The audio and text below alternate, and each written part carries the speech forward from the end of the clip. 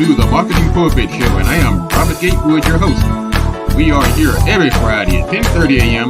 bringing you the good of marketing gospel.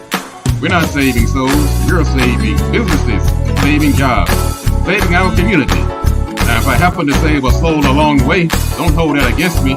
We'll just call that icing on the cake. Now, the mission at Marketing Pulpit Show is to build strong businesses in our community so that we can put our people to work. And we do that with business development, job creation, and service.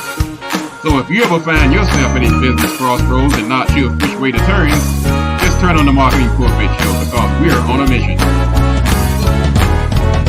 The show is broadcast live from the illustrious Radio 1 studio. Welcome to the Marketing Pulpit Show, and I'm Robert Gatewood, your host. And we are here every Friday at 10:30 a.m. bringing you the good marketing gospel. Not saving souls, we're saving businesses, saving jobs, saving our community. Now, if I happen to save a soul along the way, don't hold that against me. We'll just call that icing on the cake because we are all on a mission of building these businesses, putting people to work. We do that with business development, job creation, and service. Now, if you ever find yourself at a business crossroads and not sure which way to turn, right here, every Friday, 10:30 a.m., on the Marketing Pulpit. Go to marketingpulpit.com. You can find out more about the show. You can actually watch the show live right on the homepage. You can also catch us on Facebook. You can catch us on YouTube. You can catch us on X, LinkedIn, Instagram, all over the place. And every now and then you can catch us over on Radio 1. And so that's why we launched the show, as a matter of fact, back in 2010 over there at Radio 1, 95.9 FM on your radio dial. I'm Robert Gatewood. I'm a business developer by trade. I have a company called Gatewood Marketing and Web, and the goal is to help you in business. We develop businesses. That's right. Been doing that for 30 plus years. As an entrepreneur before that, I was in corporate America doing the same thing for big companies. I'm also a professor at Prince George's Community College in the DC area, where I teach marketing, I teach networking, I teach, social media strategies, and we just developed a new digital marketing program where I'm one of the authors, along with Dr. Reginald King and Mr. Darren Gibson,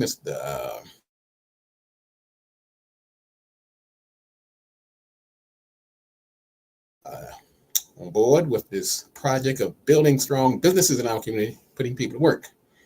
I've also written a couple of books, one called Played in Full and one called Smarter Than the Boss. I also work in the government space as a small business consultant for the SBA in the technology area. So, like the young folks say, got a couple of receipts. We're glad to be with you on this first week of May. Matter of fact, it's the first Friday in May, which means it's also first Friday of BLE. Every first Friday of the month, we go over to BLE in Largo, Maryland, and have we call a networking event. We call it the first Friday. I'll be the host today. So if you're in the DC area, go to 9701 Apollo Drive and come on by. I'll be there. Miss Bernadette Clay. Have a great guest today, Mr. Clayton Witt from the Employ Prince George's. It's a business development nonprofit that doing great things in the DC area over in Prince George's County and beyond. And so come on out. I've got a great show lined up today. This is Small Business Month. So we're going to talk about some observances on this month, and that one of them is Small Business Month. Matter of fact, I'm going to talk about later in the show what you can do to help a small business. So ask yourself right now, before I get there, are you doing anything to support small businesses? Any small business? So you might ask yourself, wait a minute, I'm a small business. How can I help somebody? I'm going to tell you something about how that works. I'm going to introduce to some and maybe reinforce others this thing called reciprocity. Boy, there's a secret weapon I'm going to tell you about later on. So when you're sitting there scratching your head, wondering how you can help small businesses and also help yourself, you want to stay tuned for that coming up later in the show. Also, let's talk about some other observances. Also, don't forget to go to the Marketing Pulpit Business Directory. It's a hot way of promoting your business. Right now, you can get in free. I'll announce you on the air. Let people go there and check you out. As you've seen so many over there, you see Attorney Bradley Thomas, you see Eternity Plumbing, you see BLE Executive Suites, you see Colette Jackson and her consulting business, you see all kind of companies over there. and we're glad to promote them. I think I always see what's that nonprofit Gentle Hands and Feet, Miss Claudia Arietta. Also see the Minister of Wellness over there. He's doing some great things, trying to keep us healthy. And so let's support these small businesses. If you're not sure who to support, you can start by going to our business directory and start supporting them. Then support yourself by putting your company in that directory. Like I said, if you join today, I'll go ahead and upgrade you to the gold plan. That gets you a shout out and a feature on the homepage. Why wouldn't you do that on this small business month? Let's see what else is going on. Let's see. I mean, recognize a few people tuning in here to the show. I see Sister Colette Jackson out of Florida. Good morning, Sister Jackson. Glad to see you this morning. I see Brother Brown out of the Washington, D.C. area, one of the greatest plumbers in town. Thank you for tuning in this morning. Speaking of, this is also Mental Health Awareness Month. And so we're glad to recognize that this month. It's also National Blood Pressure Month. Man, check that blood pressure regularly. Make sure you're not, that blood pressure can cause all kinds of problems. National Cancer Research Month. National Physical Fitness and Sports Month. It's also Haitian Heritage Month, which is celebrated annually during the month of May to commemorate the vibrant history, culture, and rich traditions of Haiti and its people. It extends beyond Flag Day, which is April 18th. It also, during the month of May, they recognize May 1 is Labor Day, May 2 is Flower Day, and the Revolutionary General Toussaint Louverture was born on May 20th in 1743. So to all the Haitians out there, I know this country is in turmoil right now. They just elected a new leader. So we hope they're going to come to some type of agreement and see peace in the near future. Matter of fact, one of our clients, the Haitian United Haitian Alliance, we build their website and help them with their membership and so forth. Let's see what else is going on. We're going to talk about some items in the news, but let's talk about mental health awareness for a minute, because it is so important. We are always on this show supporting and trying to uplift people with challenges, because it takes all of us in the village to be successful. And we can't leave anybody behind.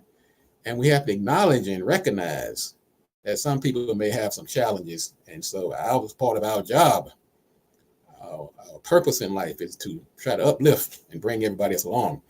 And so mental health awareness is not just for people who are suffering recognizable mental health challenges, but all of us. All of us walk around with some kind of challenge or another. Sometimes it's circumstantial, sometimes it's inherent, sometimes it's caused by triggers, but whatever the case may be, we're going to recognize it this month. What can you do to help promote mental health awareness? Well, one, you can promote it on your social media platform by sharing information and supporting content relating to mental health. That's what you can do. You can offer mental health resources, such as employee assistance programs, workshops on mental health topics. These are the things you can do to promote mental health awareness during this Mental Health Awareness Month. You can organize workshops and seminars for your employees. You can create supportive and inclusive work environments that prioritizes mental health. You can implement mental health, such as flexible work hours and mental health days and stress reduction programs. These are things that you can do as we bring awareness to mental health. And I know many of you out there, you've seen people, you have family members, you have friends, co-workers who are struggling with this issue. And I'm no exception. So it's dear and dear to many of us. You can partner with mental health organizations or nonprofits to raise funds and awareness for mental health initiatives. You can host mental health related events or activities such as mindfulness sessions, yoga classes, and health screenings. And encourage your employees to take breaks and practice self-care. We've been talking about self-care now the entire 2024 to support their mental well-being. So those are some steps that we can take as we go into Mental Health Awareness Month in the month of May. And let us, as my dad used to say when he was preaching, let us go forward and govern ourselves accordingly. This is Small Business Month. And on May 1st, I think we call May Day. Let me tell you, let you on to a little trivia. May Day is also what you call a national distress signal, but it's actually a term. We think of it as May, M-A-Y-D-A-Y, but it's actually a French term that means help me. And so we're going to talk about that as we get into our sermon today on helping small businesses. What are you doing to support small businesses? So ask yourself that as we go forward. What we're going to do, we're going to talk about some items that are happening in the news. And also, like you said, come on out to the First Friday networking event today over at BLE Executive Suites at 9701 Apollo Drive. I will be there, and we'll be talking about, we're just going to have ourselves a good time. We're going to talk about some resources that are available if you're in the DC area, particularly in Prince George's County.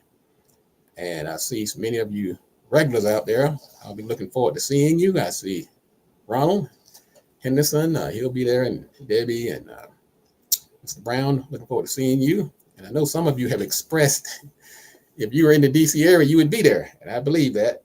But guess what we're going to start doing? Got a surprise for you. We're going to be streaming it live today for the first time. So if you go to BLEsuites.com, matter of fact, I'm going to share it on Marketing Pulpit. So if you can't be there in person, you can actually come out to the BLE First Friday. We're going to be streaming it live today on their Facebook page, and we're going to go ahead and share it on the Marketing Pulpit website as well. So you get to see me twice today. So if I look familiar when I show up on that event later on, you hey, didn't I just see this guy? Yeah, that's me. That's me. Probably a little taller because I'll be standing up. But anyway, so we're going to be doing that later on. Just trying to make sure that everybody gets the information, particularly now during this Small Business Month. Let's talk about a few items in the news. Boy, I tell you, we bring the news because we want you to be aware of what's going on. Some of these things affect you, and some things may affect someone you know. And so we don't want to be caught in the dark. There's something that really, like this AI, this artificial intelligence. You can't go to sleep on this stuff. You're going to wake up one day and wonder what happened. So wait a minute. When did the world start revolving around the moon instead of the sun? Nobody told me it was coming. So you got to stay abreast. That's what we try to do to make sure you're aware of what's going on. Here's an interesting story. People are pulling back on spending on fast food. I'm probably going the wrong direction because during the pandemic, of course, I got out of the habit of going to fast food. I still get my oatmeal in the morning from McDonald's. This is not a plug for McDonald's, but it is some pretty tasty oatmeal. It was better than those fritters I used to get. But anyway, customers are pulling back because of the price. The price of fast food has gone through the roof. Once upon a time, you go into the McDonald's, or Burger King, or the Wendy's, or Subway, you spend about $5 or $6. Man, you get the whole works. Soda, chips, cookie, and a sandwich. It's going to cost you about $12 to $15 now. Wow. So companies are starting to look at ways to bring people back because they have headed for the hills. These prices are killing them. Had this bridge collapse over in Baltimore last month, and the insurance company is paying out $350 million to the state of Maryland for the bridge collapse. That was the Baltimore's Francis Scott Key Bridge. And so it's part of a large payout, and I have a feeling that won't be the last payout we're going to be seeing from this disaster that happened back in about a month ago. I think it was March 26th, somewhere along that way. Let's see here. Also, retailers are closing stores. 169 retail shops closed, bringing the total to 2,600 this year. Walmarts are closing. Stop and Shop, say Urban Outfitters, Express, and other shops are closing up. Many of them are taking their business online. Some are claiming that the threat from thefts and I'm going to say this one more time. Things don't happen in a vacuum. These kids and adults running in here grabbing these clothes off the rack and running out the door. We might see as well they're covered by insurance, and so it doesn't affect me. Everything affects everybody. So all of a sudden, you start seeing food deserts in your community. You start seeing some of these stores, and you wonder why they're not coming to your town. We have to be a little more vigilant and aware of what's happening in our community. And if anything we can do to kind of right the ship, to make sure that our communities are viewed as a good investment, then we have to do that as well. So things that happen do affect us. Yes, these kids running, grabbing these clothes, grabbing 50 iPhones off the wall and a whole rack of leather coats, it does affect you. I'm speaking as a business owner and somebody who worked in retail, who's been a manager, merchandising manager, a district manager, and it does affect the community in which these things happen. And so when stores start to disappear, then you got to ask yourself, did I do enough to make sure that my community is viewed as a good investment opportunity? Google has fired several of its workers for protesting the Israeli deal. They're claiming that Google, of course, is providing this cloud computing for these Israeli companies, and the protesters are saying that this is impacting the war in Gaza, where we've seen 35,000 Gazans, Palestinians killed, most of them women and children. So there's been this protest all over the country at these universities, Columbia, here in the DC area, GW, George Washington University, UCLA, where they had a fight between the pro-Israeli and the anti-Israeli protesters. And Google fired its workers, and they're filing a complaint saying that, hey, you infringed on our free speech, and we're going to see how that works out. I think that people should have the right to speak. I don't think violence should be a part of it, but I do think that these students have every right to protest and get some type of redress on how their money is spent, how their tax dollars are spent, and how their country is conducting itself, and who it aligns with. Like I said, I don't think anybody should be out here fighting anybody or hating anybody or making anybody feel unsafe. But I think the right to protest is sacrosanct, and these students have every right to do it as long as they do it peacefully. Instagram is changing its algorithm, and that's the other thing too in social media. You have to watch these algorithms. Man, they change like the weather. Well, in the past, you could go and share somebody's content. It didn't have to be your content because most people want you to share their content. So if I go out here and put up this nice show, and you decide to share it on your Instagram account, in the past, your algorithm would be positively impacted. And even though I might get some credit for it, but the person that's doing the sharing would get all this love. It gets the algorithm, it gets the views, it gets all the other positive things that come with it. Well, now Instagram is saying, wait, not so fast. They're going to tweak the algorithm to make sure that the original creator of the content would get the most credit, and that the person who's sharing it may get a smaller portion of the credit. And I think that's fair. I think a lot of people have made their reputation on Instagram by sharing other people's content, and they're not content creators. I'm a content creator. I want people to share my content, but I want to be the one to get the credit for it. And so that's been a change that's taking place over at Instagram. They're changing the algorithm. The OpenAI, we're seeing now the first of many salvos in the legal aspects of artificial intelligence. A group of newspapers, including the New York Daily News, the Chicago Tribune, they have sued Microsoft and OpenAI in court, accusing them of misusing reporters' work to train their generative artificial intelligence system. And so I think, man, we got stay tuned to this, because this AI thing, because think about it, this information has to come from somewhere. They're not pulling this information out of thin air. And so as a content generator, like these newspapers, they're saying you're paying the photographers, you're paying the writers. What about this content that you're getting through OpenAI? You should be paying us too. So they're suing, and we're going to be hearing more and more of that in the coming days as this AI heats up, and these lawyers are sharpening they're loading they're keeping their powder dry. One more story before we go into our topic for the day. In Louisiana, down in Baton Rouge, a group of wealthy white residents have decided to split from Baton Rouge in general. In other words, they're starting a new town really called St. George, which is a 60 square mile area with about 86,000 residents, and they want to separate themselves from Baton Rouge. They're basically saying, look, we're tired of the crime. We're not getting things the way we want to get it done. And so we're just going to, really, they're seceding from Baton Rouge. Now, I'm telling you, folks, this is a awful precedent.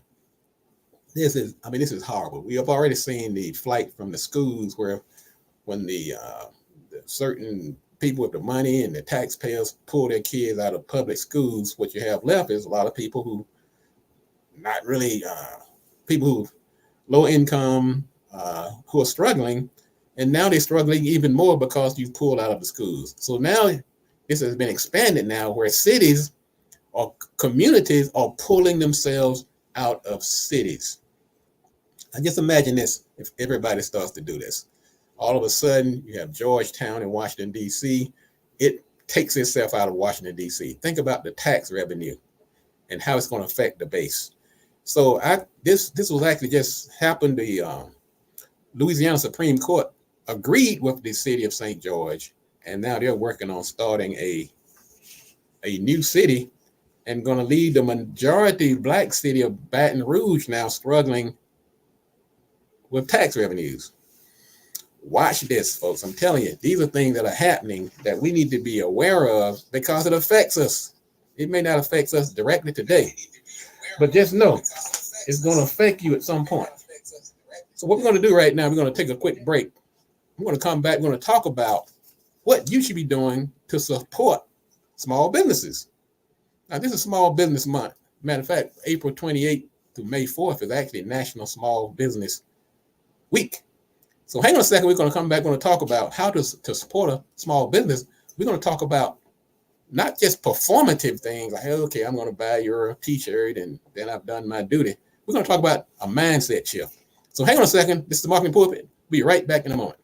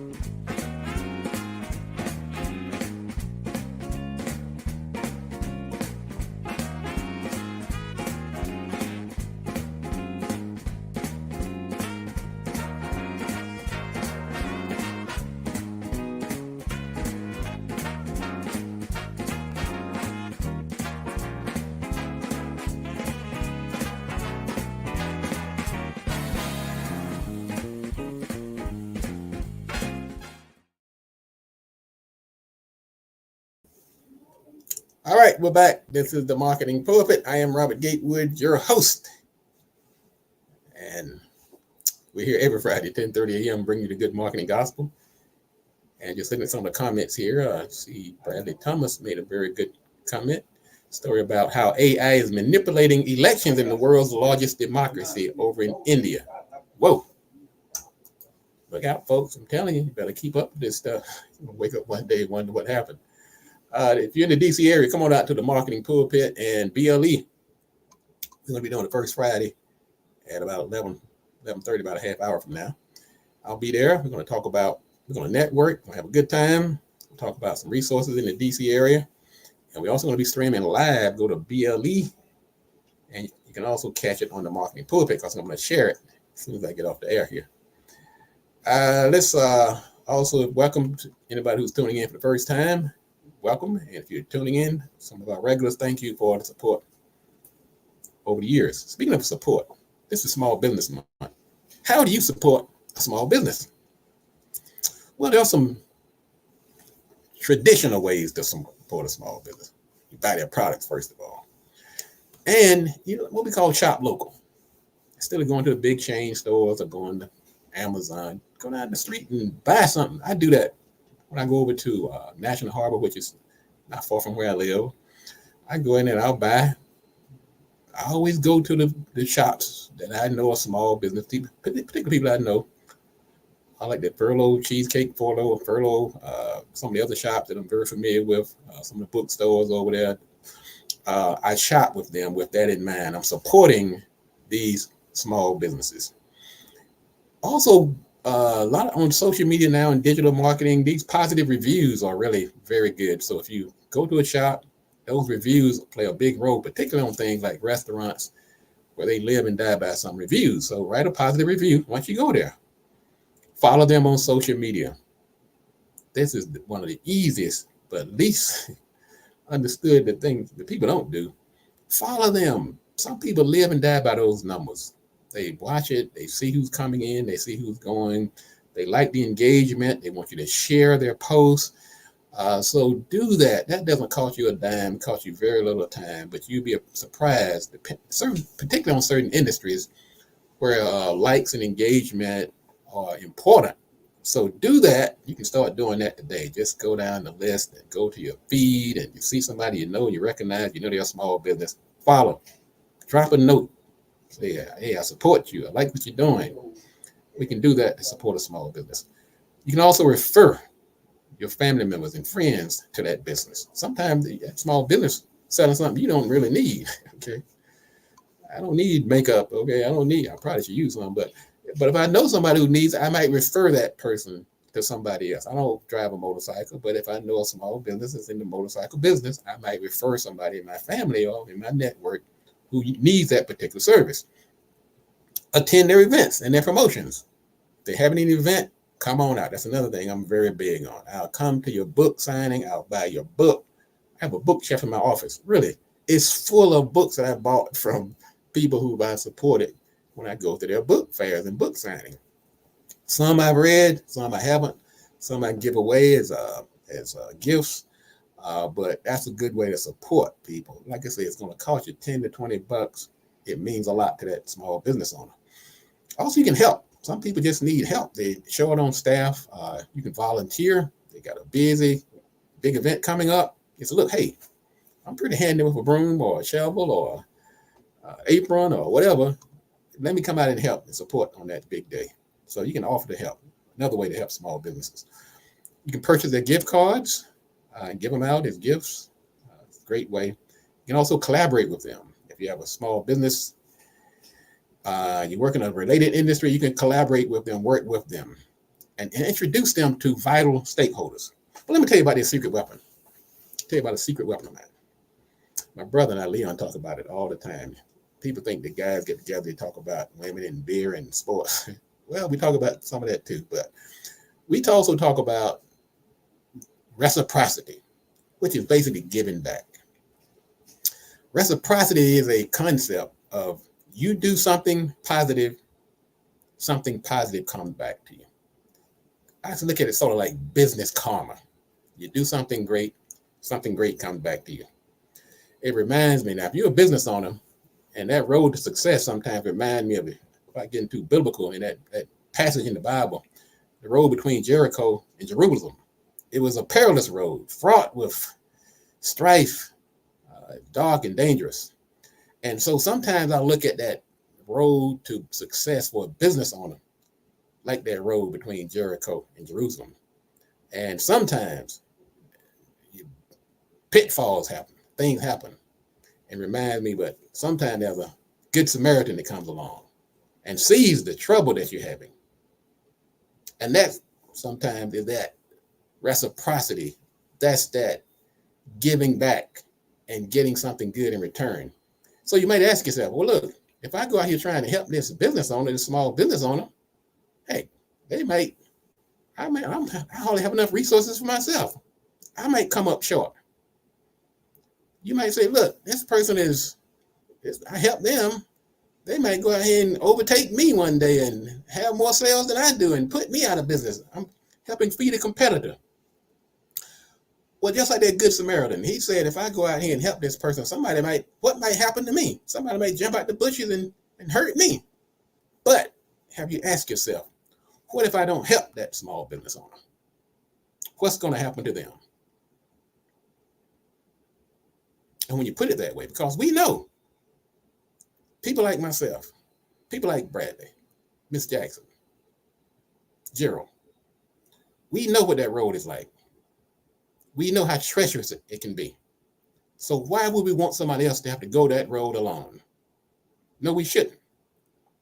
So that's why, in the spirit of Small Business Month and supporting small businesses, I'm going to say, instead of doing the performative things of, hell, I'm going to go buy your book. I'm going to go to your Facebook page and like you. What about a mind shift? What about making it a way of life? And that's why I keep using this example, but it's so true. And I tell people this story. Sometimes they find it hard to believe. My brother and I, Leon, he has a big nonprofit down in North Carolina. And I would say every third or fourth conversation, we talk a lot. We are talking about helping others and how it comes back to us. So I gave this analogy earlier about May Day. On May 1, we call it May Day. But May Day is also a cry for help. It's a French word that means help me. It's not spelled M-A-Y-D-A-Y. It's called M''AIDEZ. And AIDEZ is help. So as we look at helping small businesses in the spirit of May Day, we are also helping ourselves. We're also helping our community. So how can you support a small business? Help yourself. Help yourself in the spirit of May Day, and you'll also be helping these other small businesses out here. Well, folks, I want to thank you again for joining us this morning, and thank you, Brother Thomas, for the feedback. We're going to be back next week, same time right here on the Marketing Pulpit Show, as we do every Friday at 10:30 a.m. And once again, I'm going to invite you to come on out to the first Friday in Largo area. I'll be there. We're going to talk about some resources, and we're going to keep this spirit of small business help going. I'm going to beat this drum the entire week, and also support a small business. Take some of this advice. You can share this with others. I'm going to see you in Largo in a few minutes if you're coming on out. And as always, if you want to be successful, you have to do these three things. Do the right thing, do it at the right time, and you have to do it right. Enough talk. Let's get to work.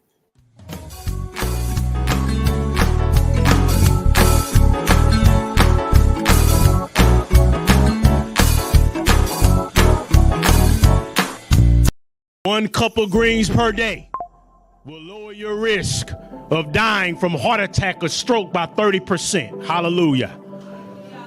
A half a cup of beans every day will drop you down by another 30% because of the fiber and the medicines in the beans will sweep away the cholesterol and the saturated fat. Half a cup of berries per day with all of the antioxidants and flavonoids will drop your risk down. And then finally, a fourth of a cup of nuts and seeds every day will drop your risk down by 33%. You simply eat those foods every single day and take everything else away that's destroying you. And we could eradicate heart disease, high blood pressure, and stroke. Glory!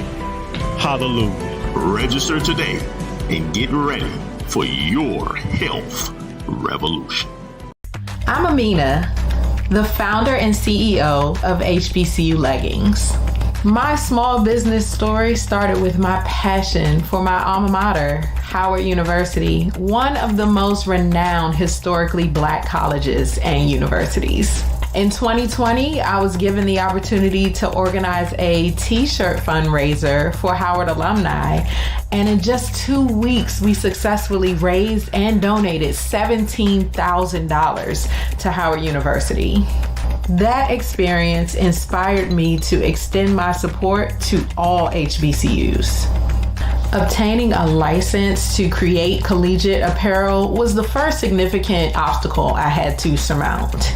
And now, HBCU Leggings has licenses with 8 HBCUs, with several more on the horizon. Apart from creating exquisite apparel, HBCU Leggings is also committed to raising awareness about the extraordinary contributions of HBCUs. The business disseminates information through blog posts, social media content, and e-newsletters. My ultimate commitment is to give back to these outstanding institutions. A portion of all sales generated by HBCU Leggings is directed towards supporting each represented school with the objective of giving back 15% of our revenue through royalties and donation. My motivation comes from my deep love for HBCUs and my aspiration to want to make a positive impact in this world.